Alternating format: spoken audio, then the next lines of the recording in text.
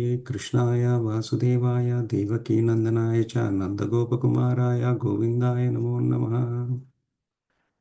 Hare Krishna, welcome everyone to our morning sadhu sangha.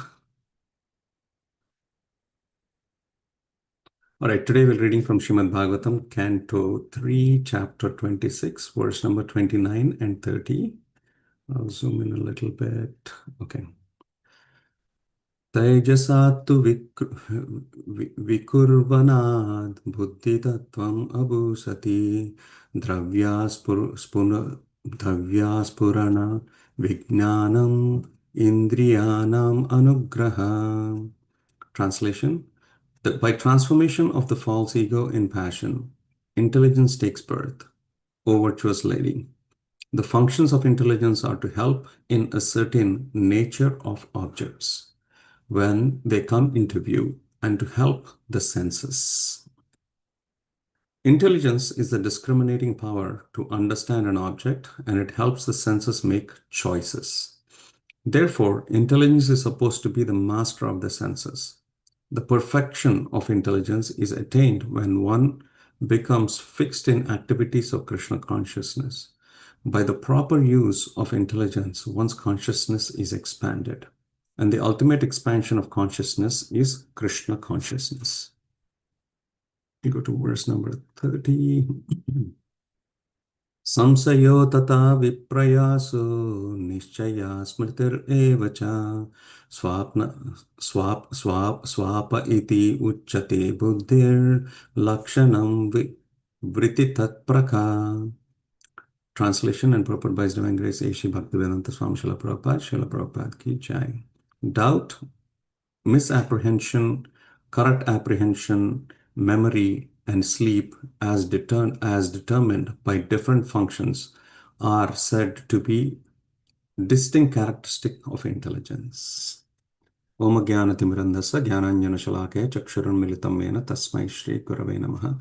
Sri Chaitanya Manobhishtam Sthapitam Yena Bhutale Swayam Rupa Kadamayam Dadati Supadantikam Vandeham Shri Guru Shri Tapadakamalam Shri Gurun Vaisnavamsha Shri Rupam Sagrajatam Sagana Raghunathanvitam Tam Sujivam Sadvaitam Savadutam Parijana Saitam Krishna Chaitanya Devam Sri Radha Krishna Padan Sahagana Lalita Sarvishakanitam He Krishna Karuna Sindhu Dina Bandhu Jagatpate Gopesha Gopika Kanta Radha Kanta Namostate Tapta Kanchana Gaurange Shri Radhe Vrindavaneshwari Vrishabhanasute Devi Pranamami Haripriye Vancha Kalpatarubhyascha Kripa Sindhubhyo Chapattanam Bhavanebhyo Vaishnavibhyo Namo Namaha. Sri Krishna Chaitanya Prabhu Nityananda Shri Advaita Gadadhara Shivasadi Gaura Bhakta Hare Krishna Krishna Krishna Hare Hare Hare Rama, Rama Rama, Hare Hare.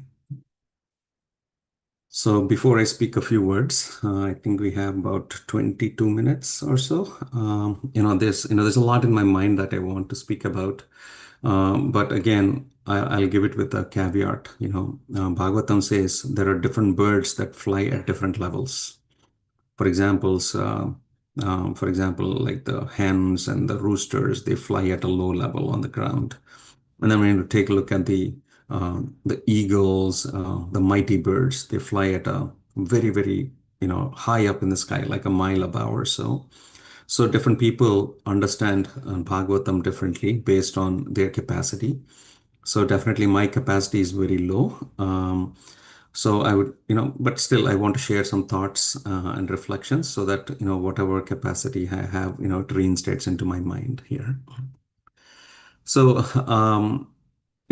just to give the context of where we are now is we saw how Swayambhu Manu, no, actually, we're seeing the creation of Brahma. And as we are seeing the creation of Brahma, which is not even Brahma's creation, we start off with Sarga and then we go to Visarga. These topics are covered in multiple ways, but we saw how Brahma was born. And after Brahma was born, he creates Swayambhu and also Shatarupa, right? And then from them, they get three daughters and two sons. One of the daughters is Devahuti. So over the next few chapters, we'll be seeing about the lineage. When we look at the lineage, we talk about Devahuti, Ahuti, Prakruti. Then we also talk about Uttanapad and Priyavrata Maharaj. So these are the um, five daughters and sons of Swayambhu. So right now we're dealing, and right before this, this is talking about like ideal Grihastha ashram because Kardama Muni and Devahuti's marriage. And previously we saw what is not an ideal Grihastha life when we saw the birth of Hiranyaksha and Hiranyakashipu, right? And then Varaha comes. So, and as we saw further, now, we see how Devahuti is trying to get from Kapila Muni the transcendental knowledge. And Kapila Muni is teaching Sankhya Yoga, like analyzing the world around us, analyzing the creation, and finding our position and finding our actions, right? And I feel that we are at a very important junction. Yesterday, very beautifully, Haridwani Prabhu covered the nature of the mind.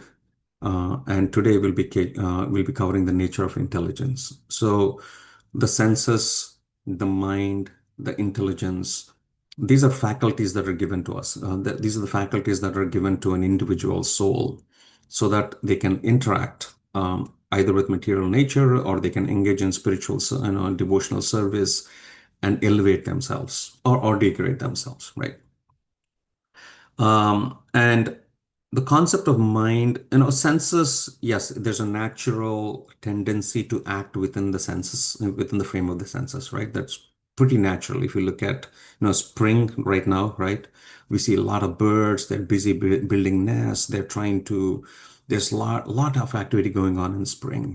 We can see the trees are blooming, leaves are coming out, so much activity going on in this world, right? In the spring. And these are all driven by senses. So it pretty much naturally happens. There's no any effort to be put for these senses to kind of engage in activities. Then the concept of mind and intelligence comes, which are very, very subtle, right? So, as human beings, I think we have the faculty to understand that we are beyond the body and there's a mind and then there's the intelligence, right? When you understand these aspects of, okay, what is mind, what is intelligence, then we can use or we can 100% use the faculty given to us. Otherwise, we may use only like 50-60% of the faculty that is given to us, right?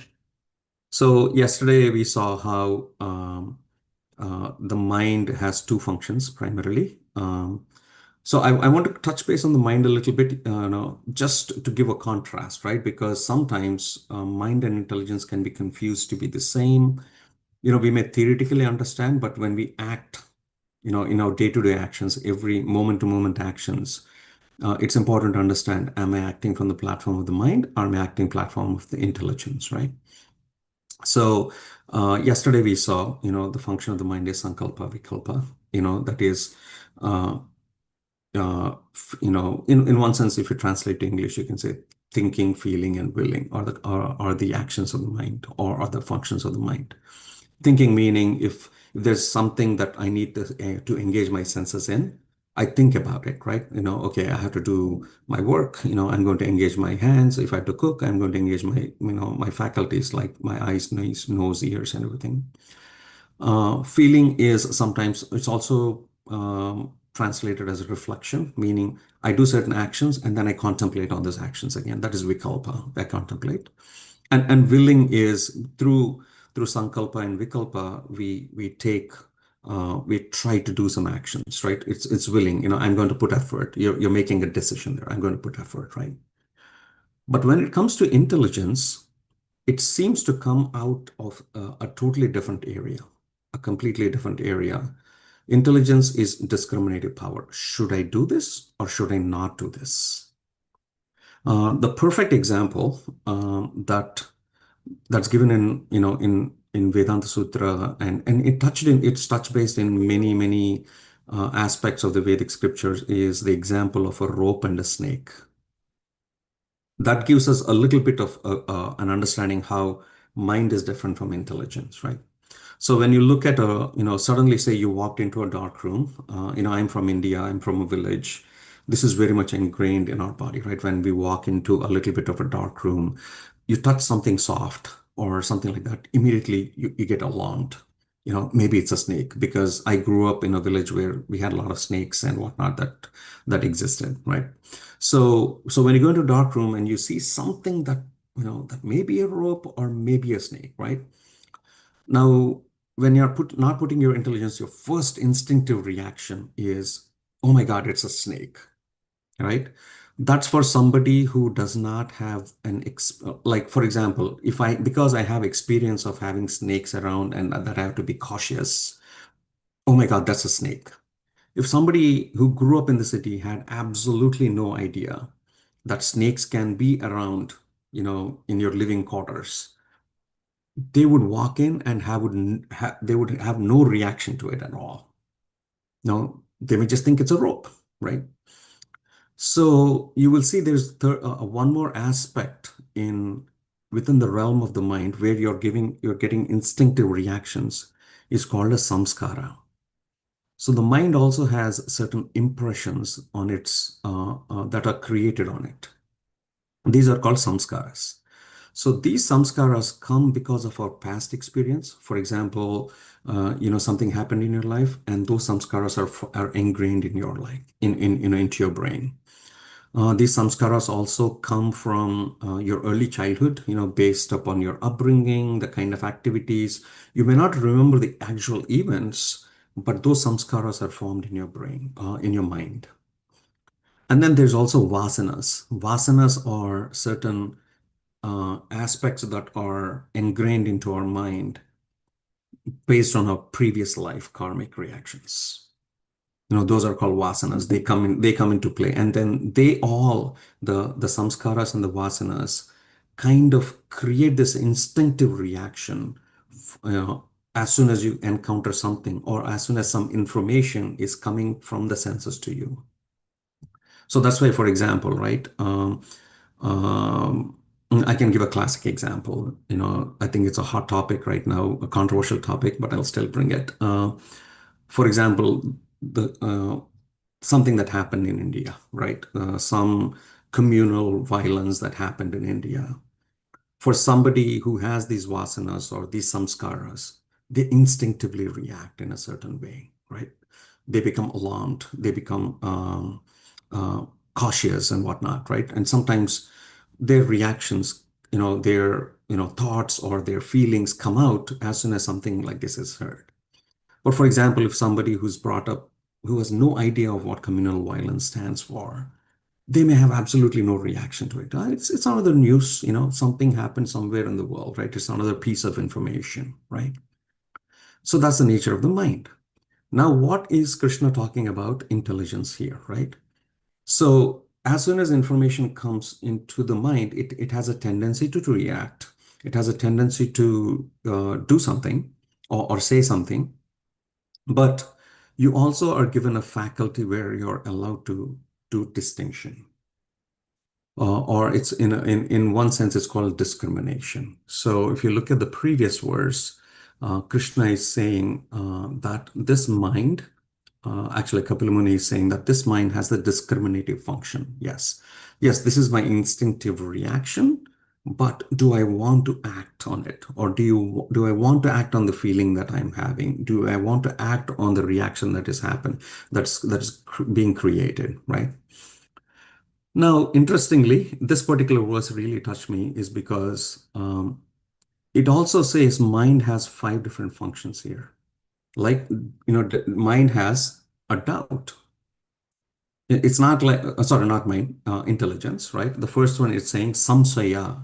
Samsaya means it's also unable to determine. There are two things, even from an intelligence perspective, that you can say, okay, do I want to do this? Do I want to do this? Do I want to do this? So it is in doubt. Do I want to, which one do I want to act upon, right? And sometimes the mind is apprehensive, meaning is in apprehension, meaning it'll make the wrong choice. It'll have it will give you a completely wrong intellectual decision, even though you're trying to function on the mind, on the platform of the mind. And sometimes it has correct apprehension, meaning it'll make the right judgment. And there are two more that are covered here, which is memory. Sometimes, just like the vasana that existed, right, in the mind, the intelligence also can come out of memory.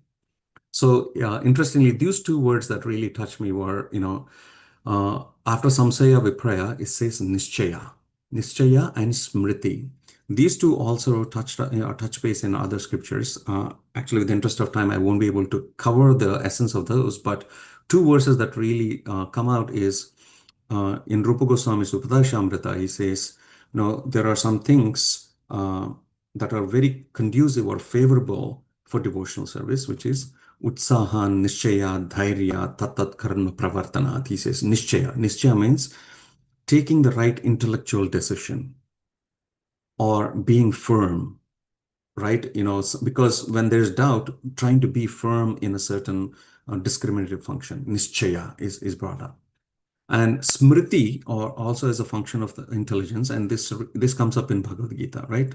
In Bhagavad Gita, it talks about dhyayato vishayan pumsa sangat sanjayate kamaha kamat krodho vijayate krodhat bhavati sammuha sammutahat smriti bhramsha.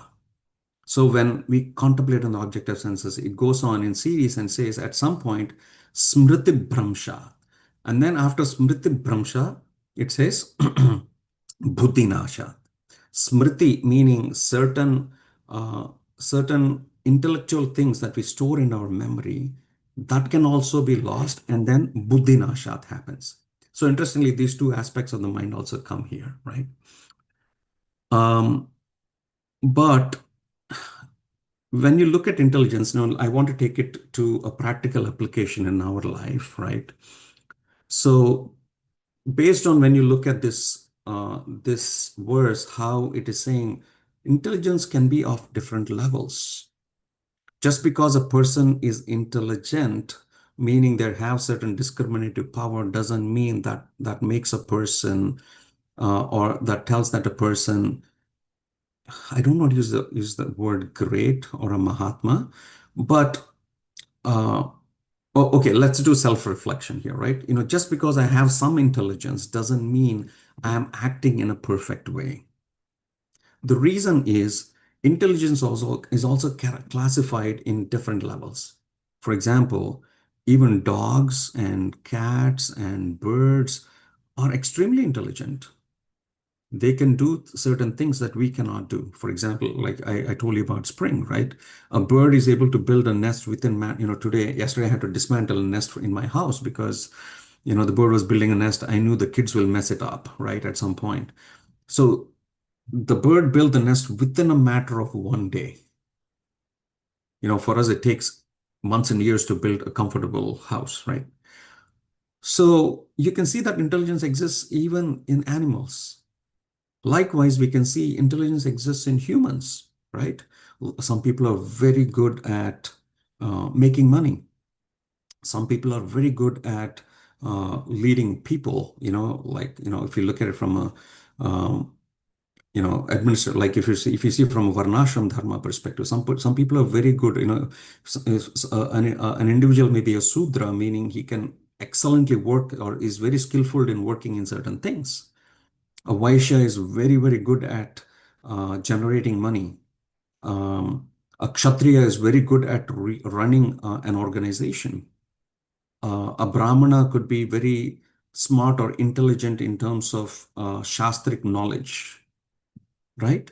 But just because one has intelligence, that doesn't mean, okay, I won't say one, just because I have some intelligence mean I'm operating at the perfect platform. Because there's this verse, and most of you know this, says, Ahara nidya bhaimaitunancha samanya meta pashubi naranam dharmena eko adhiko vishesho dharmena hina pashubi samanam. It says, if one is using their mind and intelligence in ahara nidra bhaya maitu, meaning eating, sleeping, mating, and defending, then that doesn't make them the best of all personalities. What makes one best? Dharmena. Dharma is what distinguishes them, right? Now I want to bring out one controversial topic, or I will say something that will cause you alarm when you hear this. But give me some time to explain it. Um, Now one may say, yes, I'm trying to practice Krishna consciousness and I am engaging in Krishna's service. That makes me an intelligent person, right? And sometimes that doesn't necessarily make you an intelligent person too. Because I'll give you examples, right? There are many people who practice I won't say devotional service, practice religiosity, which is dharma. In the name of dharma, there are battles that happened. In the name of dharma, within a community, there is so much conflict that happens. In the name of dharma, one may try to oppress and suppress another person. And most of the time, this happens because we take, okay, do devotional service and your life will be perfected. Because we take that at the statement level and then say, I'm executing devotional service. I'm doing this for Krishna. My intention is to please Krishna. I don't care what happens around me, right? My actions and those, sometimes our intelligence, when it is in this misapprehension, in the category of misapprehension, can create other things for others around us or even for ourselves. So what I'm trying to say here is that there's a subtle point, when we say, I'm doing devotional service, I'm doing something for Krishna, that means I am perfect or what I am doing is perfect. That we should not fall into that trap. So how do we come out of this trap then? Right? That's where we get into the science of devotional service. When we get into the science of devotional service and we apply our intelligence, this intelligence in progressing in devotional service, that's where our acharyas, beautifully describe the several stages in which one advances in devotion. It starts with ato shraddha, tato sadhu sangha, tata bhajana kriya, then nishta, asakti, prema, right? So one has to go, especially, initially it is good enough, when you're trying to go, transcend from the platform of I am a materialist versus I am a devotee, meaning I'm getting away from the materialistic tendency and I am trying to become a devotee by serving Krishna. I am doing devotional service that makes me better. Yes, it makes me better than a materialistic person. But we also should understand that there are so much progress we need to make on the other side by tuning our intelligence to the different levels of devotional service. The reason why I bring up this is sometimes in the name of devotional service we tend to forget, and Krishna is sharing so many things here, right? He's sharing the aspect of a mind, the aspect of intelligence. And what Krishna is saying here is, when when we introspect for ourselves, we can say, yes, we are progressing. Okay, let me take a step back. The point I'm trying to get to is, uh, when we understand how this Mahatattva works, how this material world works, and when we interact with other devotees, what happens is sometimes the mind can take over. Somebody may be a very advanced devotee, but their mind can take over for a moment or so because of the vasanas that are created, or sometimes intelligence failed. Now, that doesn't make a person any less. And that's where the acharyas bring out the concept of, Chaitanya Mahaprabhu brings this up, and early on, Kapila Dev brings this concept. I'm trying to bring this context within the association of devotees. How do we use our intelligence within the association of devotees? Because the nature of mind is to be like, am I in danger? And then based on that, we treat devotees differently. But when we use our spiritual intelligence and understand, yes, sometimes mind can take over, sometimes intelligence can take over, we have to see through the lens of a sadhu. So the point I'm trying to get to is early on, Kapila talks about one aspect. Each one of us are trying to become a sadhu. And then how do we treat people around us as sadhus? He brings about this verse, right? He says, Stitikshava. 1 second, I'll pull the verse. I'm trying to also put my mind on time here. That's why. Okay. Early on, Kapila says, Stitikshava Karunika Sa Subhadra Sarva Dehinam Ajatashatrava Sadhava Sadhu Bhushanam. What is the embodiment? What is the ornament that a sadhu wears? People like to wear ornaments, right? What is the ornament that a sadhu wears? Stitikshava, the sadhu is tolerant.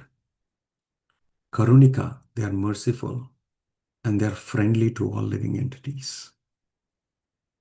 There's a nice story. I'll take a couple of minutes extra because if we want to advance, our intelligence should be tuned to this one of becoming a sadhu.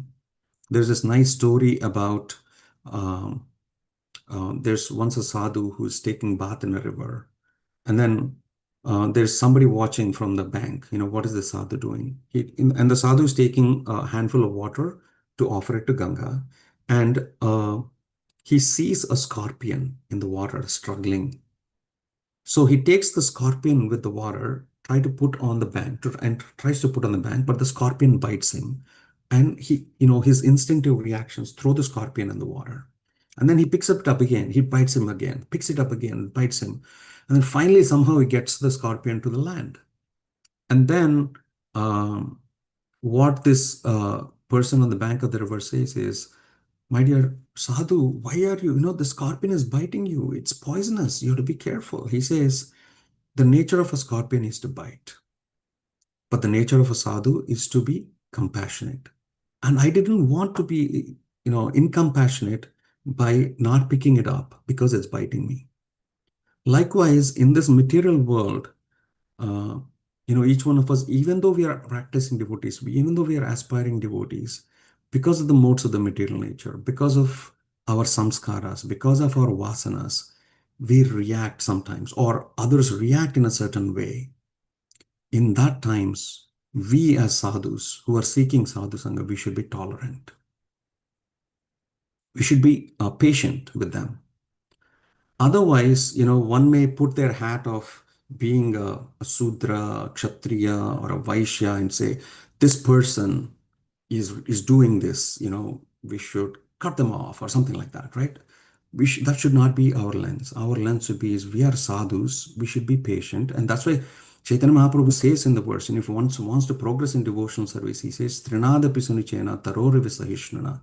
For us, we have to be humble. For others, we have to be tolerant. We should be tolerant like a tree. So when we see defects in others, that should not bring judgment. Mind is what brings judgment. But we should be tolerant. Now, how does one stretch their mind, or stretch their intelligence? How does one make their intelligence strong so that they can become a sadhu? There are three things that happen. One is sadhu, shastra, and guru. Three things that give us intelligence. And we have to be very careful, with who we are associating.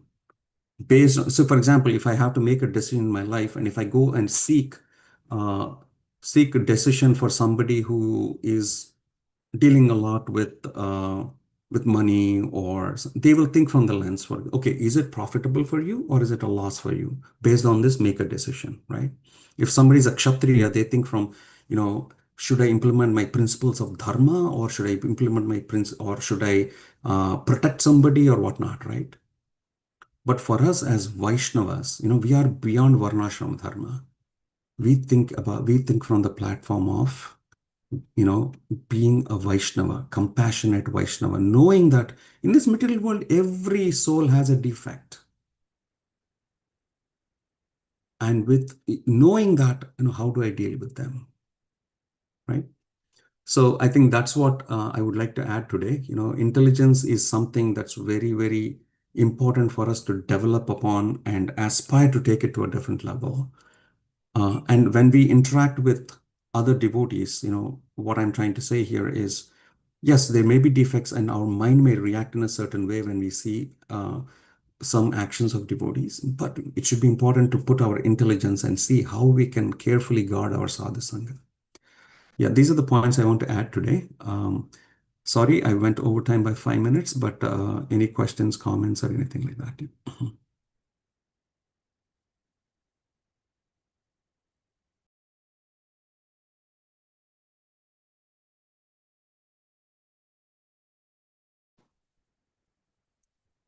Hare Krishna Prabhu, please accept my humble obeisances. All glories to Srila Prabhupada Guru Gauranga. Really nice, thought-provoking class, Prabhu. I was wondering, what about, tolerance with ourselves? Because so often, I find myself distracted, in particular these days, by shorts and social media. I mean, shorts in particular. I go to YouTube to listen to a class, and then there's this short that comes. Yes, I'm Mataji. like, okay, just one. Yes, Mataji. I can give you a theoretical thought that I was contemplating. I am as much guilty as you are speaking here, right? But I think something that I've been meditating upon is, and this is from His Grace. I'm trying to remember his name. Prabhu from Houston. He came here to do the seminar with Maharaj. Yeah, I'm forgetting his name too. But yes, I know who you're talking about. Yeah. Yes. So, I didn't directly ask this question, but I was Prabhu, did you mean Shyam Sundar Prabhu not Shyam Sundar or Prabhu, Radha Krishna Prabhu? Radha Krishna Prabhu. Yes, Yeah. yes. So, I think my contemplation goes to this verse where it says, Krishna says, Ahara Nidra, not Ahara Nidra. What is this? Yuktahara viharasya, yukta karma chesu, yuktasya swapnavabodhasya, yukta karma chesu. I think it goes like that, right? Basically, the English goes like, there should be a balance between yukta ahara vihara, how much we eat, how much vihara, how much entertainment we need, and whatnot, right? So often at least I find myself, I go through an intense meeting in work, or, you've been on the computer for a long time.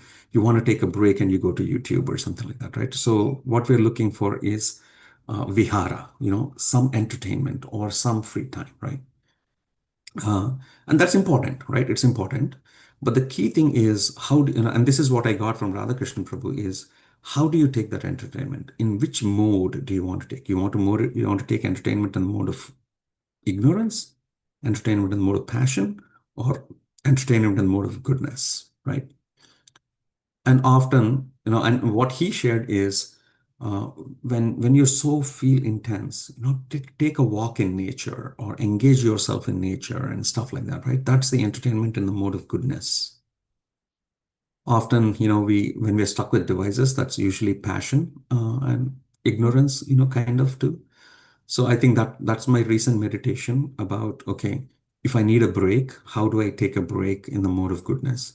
And especially in Chicago, it's hard, especially in winter if you're stuck indoors.